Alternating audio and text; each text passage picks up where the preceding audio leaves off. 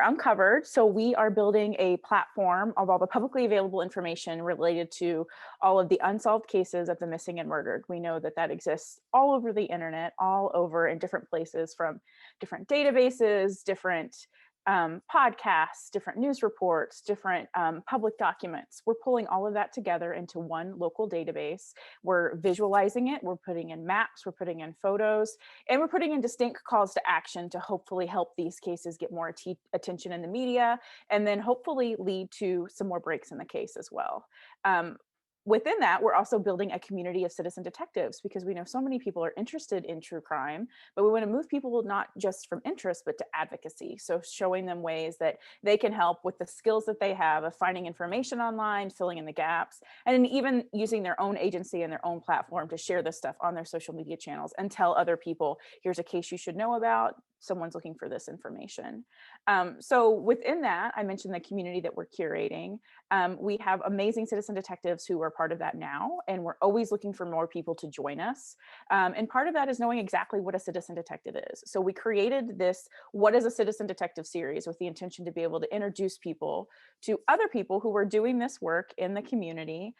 So either content creators or just individuals who are interested in doing research on their own, or who have special skills, kind of sharing their backstory of how they've caught an interest in unsolved cases and how they've used their special skills to find information, or how they're currently doing that. It's also an opportunity to talk about tips and tricks and different resources, and then to share even cases people are following, or different topics of conversation. So we're lucky to have Kate with us here tonight, who's part of our community. So she's currently in beta testing our community, which we were going to launch here live pretty soon. So please go to uncovered.com and learn more about that and how you can get involved. But Kate's been doing some amazing work and doing research on cases with Rachel, who leads our case of research and visualization. So part of the community that's there, but Kate has some really special skills that she's gonna tell us all about today. So I'm going to turn it over to Kate. Thank you so much. So my name is Catherine. Most people call me Kate, Katie, whichever you prefer. I'm a dog mom from Buffalo, big Bills fan.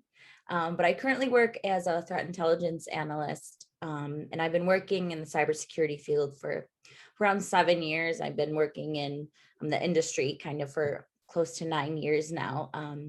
But cybersecurity and true crime, true crime mainly has been a big fascination of mine. I love following the cases. Unfortunately, sometimes they are kind of a downer, but doing work like this, it does make you feel better that sometimes, you can do just a little bit. So I just wanted to share, I spend a lot of my day doing social media investigations. So I just wanted to share some tips and tricks that hopefully would help you with your cases that you're working on. And if you're not working on any cases, these tips are helpful either way. If you want to go to the next slide. So I am a case captain for a case from Buffalo. So her name is Tanya, goes by Keita Harvey. So she was unfortunately the first homicide of 2018. She was shot on Tuesday, February 6th, and she was only 35 years old. However, her homicide was initially described as a 35-year-old male. So Keita is a transgendered individual, and a huge staple, like any article that you read was about how she was such a huge staple in the LGBT community. So this was also the third transgender homicide in the United States, and that was in February. So there was just too many. And then this one hit home being in Buffalo. There haven't been any updates. However, there is a reward out right now. But that's kind of where I'm at with this case right now. So these are a few photos of Keita. Her family is on social media. I have been able to find some of their profiles, and her profile is kind of a memorial page right now. So that's still helpful because people are still commenting on it. So you can kind of see who she interacts with, who comments on her photos, things like that. So even though it's a memorial page, you can still find good information on it. Next slide. So I'm going to discuss OSINT, which is open source intelligence. And so according to the public law, it's produced from publicly available information. So kind of things like you would expect. It addresses intelligence requirements, kind of more technical, I guess, and then it's collected and analyzed, kind of getting it out to the audience. So things that you would think, social media, news pages, things like that. I go into it more in the next slide. Thank you. So sometimes things can kind of get a little fuzzy on what's open source and what isn't. So anything that's been published, anything that you can get by just requesting it, certain things like subscriptions or even like magazines purchases, that's all open source. And so these are made public. They're available to the public. It's not anything that you need to like make a special request for, basically. So if you want to go to the next one. Oh, and really quick, if anyone has any questions in between slides or anything, feel free to interrupt me or put it in the chat and we can discuss it. So these are some helpful hints when performing OSINT research. Google, obviously, huge help when doing these type of searches. So you might see when you do a Google search and you put the quotes around something specific you're looking for, sometimes if there isn't any results, it will give you a did you mean or showing results for. So sometimes if you know something, you can put those quotes and it'll give you a more targeted search. The asterisk is a wild card. So if you knew, like an easy example is the words or words to a song. So if you knew like every other word, you could put the every other word and the asterisk in between it. So it's like you're not sure, kind of, that's how it'll give you that information. The hyphen, if you want to exclude a search or exclude a term. So I have an example on a screenshot, we'll get there, but for example, most of the first searches come up are social media. So if you know that you like scoured Facebook, you don't want any more Facebook results, you can do your search and then a hyphen that term or that site, and it won't give you those results. So also if you know location, that's obviously helpful. It'll target more of that area. But for social media, like I was saying, it is important. I know it's hard with the older cases. There's not a lot of information or social media accounts, but everyone has like that family member who just shares everything on Facebook or whatever social media. And while it can be frustrating when it's your family, it is helpful when you're doing research because you might be able to see where someone was on a certain day, where they were, if they were traveling, things like that. So say you're traveling and your mom tags you in Facebook. Well, now other people are going to know that you're traveling. So things like that can lead to more kind of like security incidents with like break-ins, things like that, because they know you're not home. So that's kind of like the security side, but they're also helpful, even though it's frustrating. And then another thing is that, so your handle on Instagram, sometimes people, they don't want to remember a ton of things. They'll use that handle across different platforms. So Kita's was Barbie Best, and she didn't have it on anything else that I've found. But a lot of times if someone's handle on Instagram, it'll be their Twitter, it'll be in their email. So you can kind of use that to piece different things together if you're having a hard time finding something on a different site. You can go to the next slide. So another tip that you can do is if you know that you want to look at something on one specific site. So for example, Facebook, you can put that site and then a colon, and it'll only give you the results for that site. So this is helpful if you know you're looking for one specific thing. it is harder when you're kind of unsure. This will give you more targeted results. So you can do a general search, but if you know that there's something that you want on this site, and you can use it on anything, it doesn't have to be social media, this will help you kind of target that that site. And so you can see this screenshot. Sorry, my hand's in the camera. There's not only her Facebook, but also anytime she was mentioned on Facebook. So like this one news story that she was in. So that also helps you kind of locating additional information. You can go to the next slide. So this is how I was saying the hyphen kind of takes out the results. So the previous page had all Facebook results. This is going to negate all the Facebook results. So you won't have to click through the pages at the bottom and just kind of keep going if you know, like there is a ton of Facebook, like if it's a super common name, sometimes you'll have to just go through pages and pages. This helps because you can take out that specific site or specific term that you have already looked at, or if it was a location, you already looked at it, you can take that out. So you can see these are the news sources, the LinkedIn. This isn't going to be obviously necessarily the one that we're looking for, but it does give you kind of a more targeted, less social media based page results. If you want to go to the next one. So this is kind of, I don't know if it kind of seems technical, it's really not. So if you go to Google Image and you search, like go to the image page, this you can, the little camera, it'll say search by image. So this is helpful. It does a reverse image search.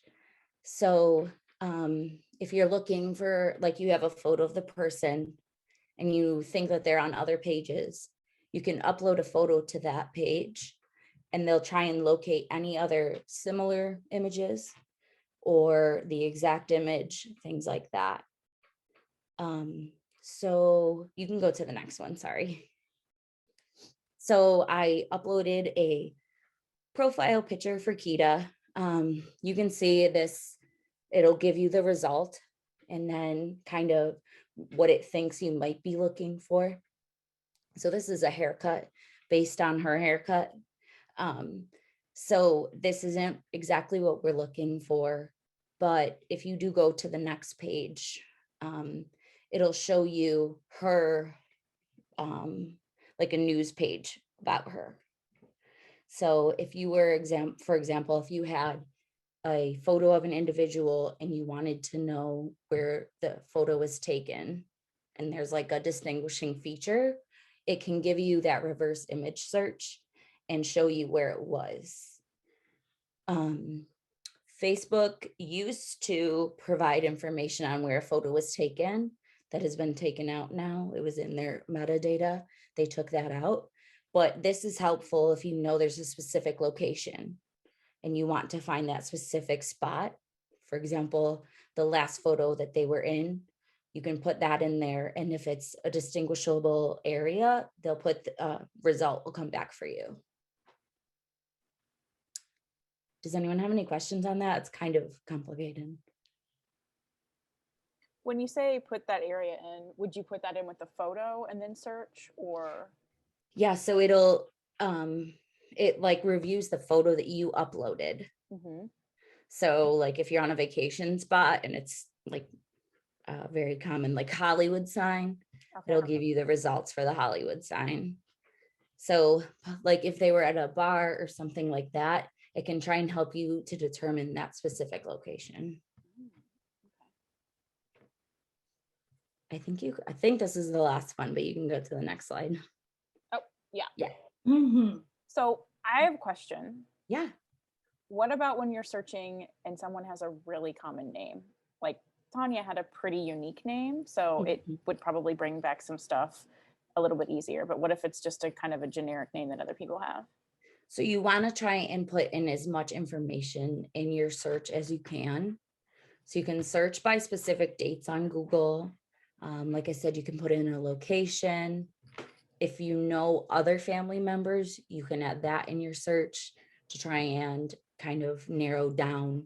Because I know there are some, I've dealt with a few who are like super common names, or first and last name can be different things or mean different things in a combination.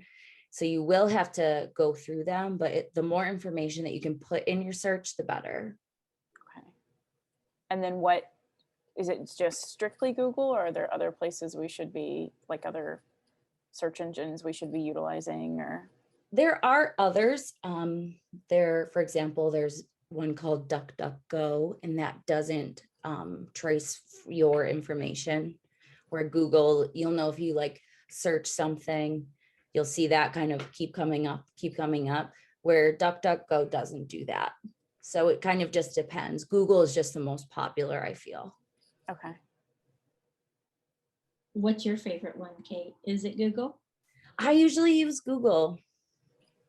Do you do an incognito window, or do you just go for it? It depends. So I do use they're called sock puppet accounts, and I could tell What's you about that? Tell us all about a sock puppet account.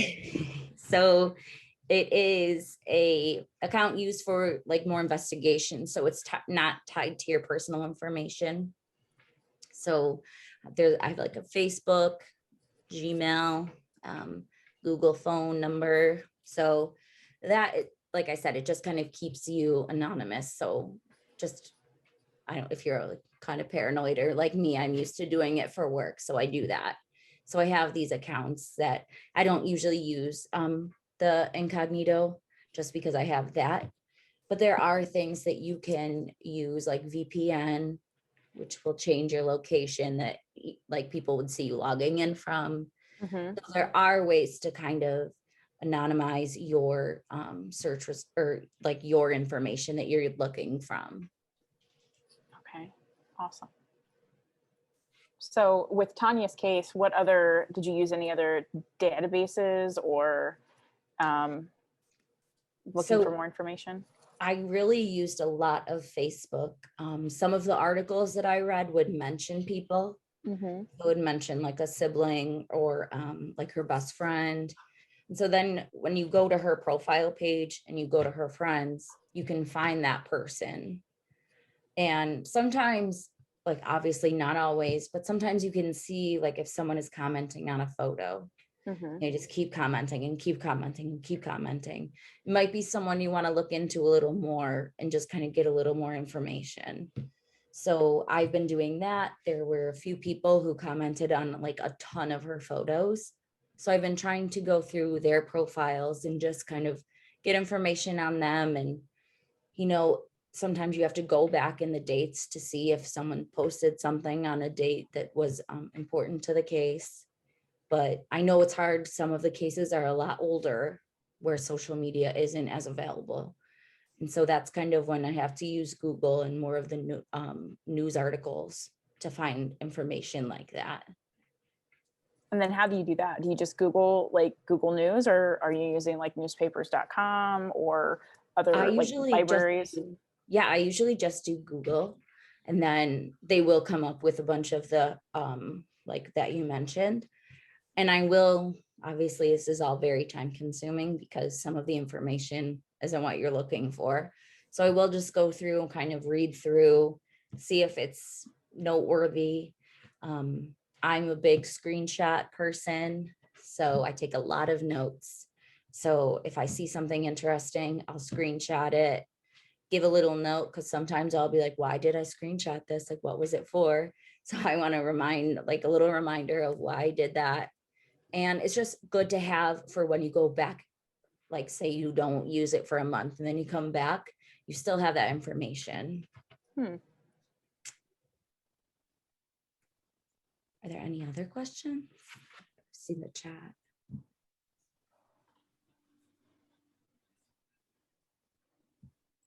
What other cases are you working on besides Tanya's?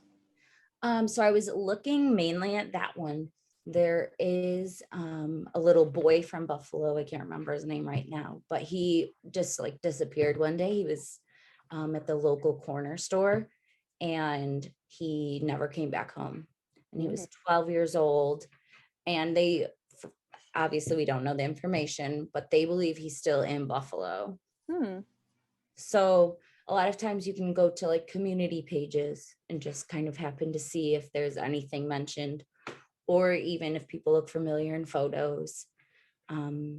There's a lot of, like on social media, there's a lot of missing persons cases that you can look at, a lot of them either local or all over. I know there's obviously a ton on here too, but sometimes one will you'll see it and just kind of find yourself in a rabbit hole going through all sorts of information, trying to find something additional that would help you with a case. Awesome. So I know earlier this week, this is just an example, so help us troubleshoot this. Yeah. We were trying to find birthday. It's like someone's date of birth, because we weren't able to kind of get that confirmed. So where could we go? What are some ways that we could find that information? So if it was a more recent case, I would go to social media, because a lot of people like to do their happy birthday posts for their family members. So you can, and obviously they can post it on a different date, but usually people will put a date of birth in a social media. So you can see that, or even if it's not on their specific social media, someone they might know may have posted for their birthday. I know it, like I said, it's harder with the older cases. I would usually probably do a general Google search and just kind of file through it. And sometimes, you might get a few different ones. I will make note of all of them and try and kind of focus on if more than one site mentioned one date. Okay. I think we ended up finding through some census records, and maybe because it was a much older case. Yeah. Which is just interesting how much stuff you can get on the internet and what stuff is available. But yeah. It is interesting too, like when you buy a house, that goes online. So if you know, or were looking for possibly someone moved and you weren't aware of it, you can see those mortgage purchases or different transactions that you can find that can kind of maybe give you a broader location search that you're looking for too. Oh, that's a good point. What are some other things? When we did our training about public records, their tagline was "Anywhere the government touches has been recorded." So that was good to think of, like, oh, if I've ever been, on a video camera or rode public transit or anything in the world, that someone has kept a record of that. What are some other things like that would be helpful to think of, like, oh, there's a record of this somewhere? So voter registration, you can find. If they have made donations, usually like to a government party, you can find those. So that again can kind of lead you to, well, if they are always donating to this, kind of look into more information in that group or party as a whole. But like that is on there. Voting record, well, not voting records, but voting registration is on there.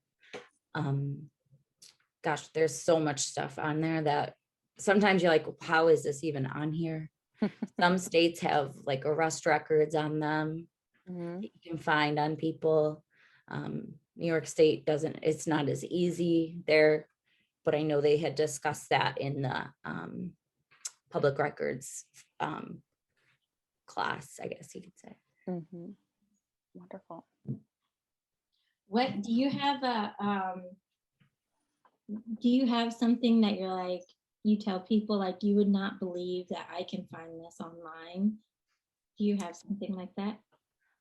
So I know we were kind of discussing it earlier, but for security questions, so many of those answers can just be found by doing a search, what your high school mascot was, your mother's maiden name, even the first street you grew up on, things like that. So I do always say, try and kind of pick the out of the ordinary ones that you wouldn't be able to locate as easily, like your favorite artist, music artist, things like that, kind of that you wouldn't be able to just do a search on and find it. But I have done some research on like different individuals, and they are surprised that you can find so many things. Or even if you say like, hey, I saw this, and they're like, how'd you see it? Like, just online. Like, it's just people often overshare online. And like I said, as frustrating as it can be, it is helpful when you're looking for information. So it sounds to me like social media is a favorite place for you to investigate people. It is. I usually start with social media. And usually I start with Facebook because I feel like a lot of the older generation too have more Facebook than the other profiles. But like I said, you can take those handles from one social media page and kind of just check it across different platforms or an email, things like that. There are a few sites like that you can check if an email had been compromised. I can send that out too. So you can kind of see like, oh, okay, so they are on LinkedIn. I know that I can find them there. Or they do use MyFitnessPal. What's their username there? Things like that, that you can kind of try and piece these things together to do different searches. What info would you get with MyFitnessPal? Are you looking at their workout routine or what are you getting? Usually like a username. Okay. Yeah. So like I said, it's, you know, people don't want to remember 1,000 different things and it's hard enough remembering different passwords, that I would take a username from there and do search it on Instagram or Twitter or something like that. What if we were trying to find like a location of something that was older? Are there any like tools that we could use now that are newer that would help us? I'm not sure, honestly. I usually haven't been focused on more of a location, but I would definitely look into it and get back to you because I know there's so many things that I didn't mention, but Yeah. I'll definitely look into it and get back to you. Yeah. I'm thinking like missing cases. Like there's a case in Indiana, the Lauren Spear case, and she went missing in 2006. Mhm. And that's a college town. So much has changed since she went missing, that it looks like completely different than what it does now, which is Mhm. interesting when you're, you know, researching these cases of you're asking people, hey, have you seen something, when that street might not have been there, a different building might have been there. So I guess property records would probably be a really good place to start, but are there any like mapping components that would help us look at, you know, what was in the area or I anything know like that? sometimes like Google Images, you can kind of move around in the map to kind of see around. Uh-huh. Or sometimes they do have older photos that you can Oh. try and compare. Or if you have a photo, you can try and do that reverse image lookup Mm-hmm. and see if maybe it was mentioned on a different newspaper that's been scanned in now. So Oh, that reverse image is really helpful when trying to find location information, something that might not look familiar, but then when you say like, oh gosh, yeah, it is there.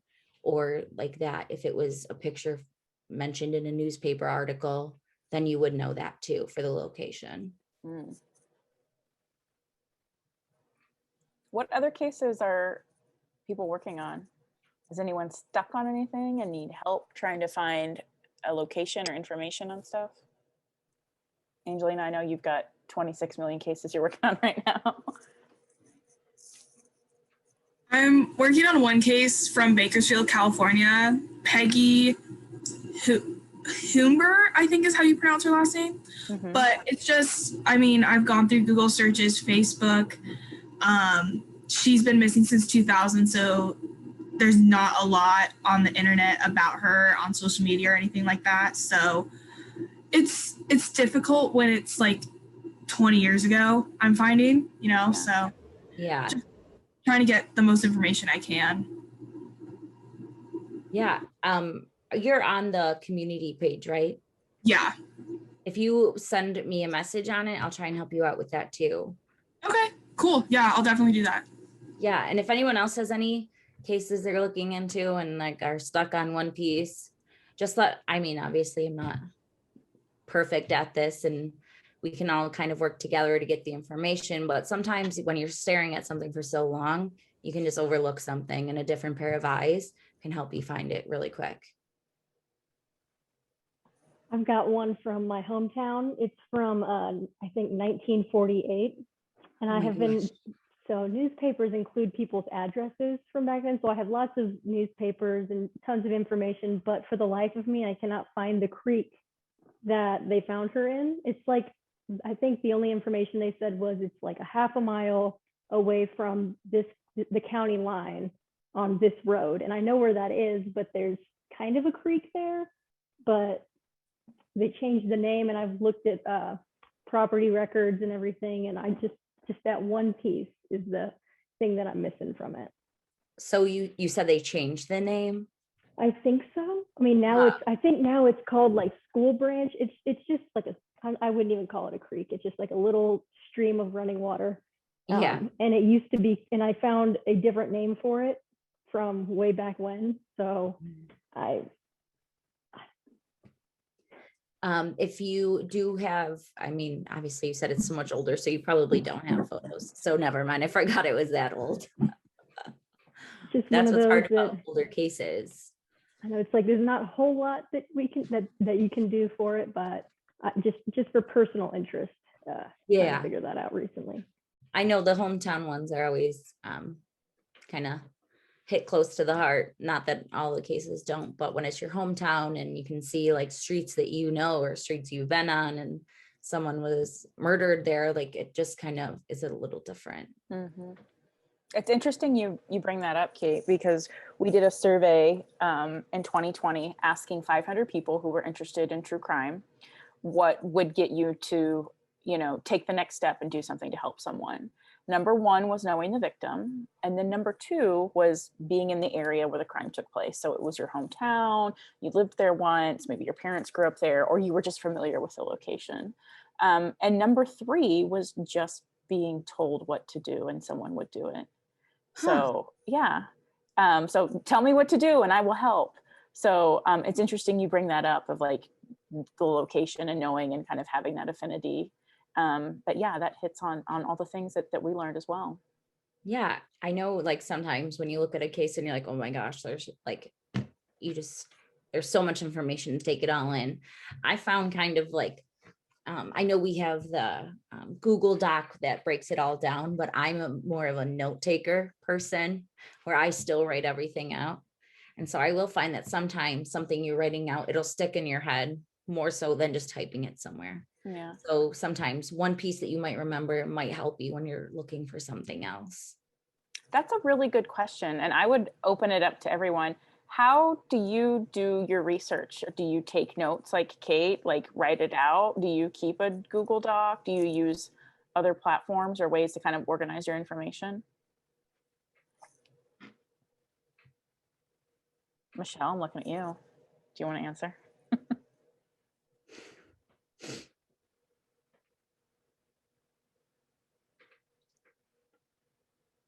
Sorry. I just started a research project. So, and I haven't really dabbled in missing persons or murder cases, but I'm doing a little bit of both. I started a Google Docs record, and also I've got my notebook that I take notes in, but I'm finding the same, that writing it down, really, I can retain it a lot better. Mm-hmm. Yeah. Or I found like if you write someone's name down, you can kind of branch out like family members or friends or a location and kind of just do like a flow chart of that. That'll help kind of organize it too. No, it's a good idea. What about you, Roxanne? I know you said that you're new here and you're just here to learn, but have you done any research lately? Are you looking to get into that? Yeah, I mean, my day job, I'm a reporter, so I'm always writing. I love it. So like, but yeah, I use Google for everything. Google Docs, Google folders, if like things get a little bit too hairy for like public records, saving them there, like, or like if it's really something, I'll just save everything on my, like I'll just go to Word and save everything on my desktop. So. Oh gosh, I'm the queen of that too. God forbid me if my computer ever fails. Well, awesome. These are really helpful tips, Kate. And I know that you sent over a document that had a little bit more about the OSINT framework. And I will share that with everyone just when we do the replay of this, so you all have a copy of it. Was there anything in that document that might be helpful to let people know, any other databases or any other kind of tools of where to go? Yeah, so it is in that document. There, it's literally called the OSINT framework, and it breaks down all the different things that you might be looking for. So like email address, date of birth, things like that. And it breaks it off and kind of tells you the different sites that you can search for that specific information. So that's a huge help when you know, like, oh, I'm looking for like their marriage certificate or something like that, that it'll break it down, kind of give you that page or different options too, to look for that information. So you're not kind of just doing like a random Google search and hoping for the best. It kind of gives you the more targeted, this is what here, this is where you can go for this type of information. So that is in there as well. Wonderful. Yeah, we'll be sure to share that. Yeah, and there's also a Google Doc from, he's popular on Twitter for OSINT, and he also has it typed and broken down by like dating websites, things like that, that you can do those searches. Who's So that? What? What's his handle? You said he's popular on Cyber Stew, I think. Okay. I put his handle in the okay, we'll share doc as well.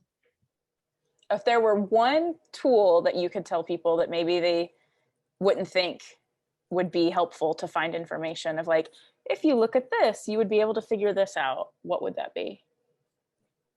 I know, like, I always just this social media person. I know it's so hard when it comes to older cases. So probably even newer. I mean, what's a good one to go to? Like for me, I use Venmo because you can see like when relationships break up or when people were with certain people or what time it was. Yeah. Especially if they don't have their privacy on, you're able to see all that stuff. I know it's kind of crazy sometimes, but that's a good one. I'm trying to think of, you know, sometimes there are, like I said, kind of like MyFitnessPal, things like that, where like people will post like their day, what they ate, things like that, but they might always also post, like some people post like, oh, I'm on vacation. So it kind of helps you kind of piece together other information too. But that is what's helpful with that OSINT framework, that if you know something, it'll break you off the different options to find it. So it's super helpful. Yeah. I use that a lot. That's wonderful. Yeah. Well, if there are any other questions, thank you guys for coming tonight. We appreciate your time learning more about OSINT for Kate and what we're doing at Uncovered. Does anyone have any questions about Uncovered and what we're doing and how you can get involved? I would encourage you to go to our website and learn more. We are expanding all the time. We've got about close to 70 cases visualized, and we're adding new cases every day. We're getting cases submitted to us. We're working with content creators, family members, and just going through the over 200,000 cases of the missing and murdered that are still unsolved to visualize, to get more eyes on them, get more people focused on them. And providing opportunities to use their special skills like what Kate has to fill in the gaps and crowdsource information with hopes that we can find more answers for people. Yeah, and so I'm in the community page, but I also put my email in the class notes. If someone's not on there, if they have a different question, just feel free to reach out to me whenever. Wonderful. And if you all are interested in joining the community that Kate mentioned, I encourage you to go to our website and learn more, sign up for our wait list to get into our next cohort. We currently have a crowdfund going on where we're trying to raise funds to build the database component that will tie in unstructured data and use more of those data points to be able to connect larger pictures within things. So encourage you to learn more there. But I will see everyone on the internet, and I will be in your inbox with a replay of this and the class notes that Kate was mentioning. But please stay in touch. We are adding more events. We actually are finalizing the next version in this series, and we're adding on some additional trainings as well. So please stay connected with Uncovered and reach out if you have any questions. Thank you so much. All right. Thank you guys. Have a good night. Thank Thanks. you. Bye.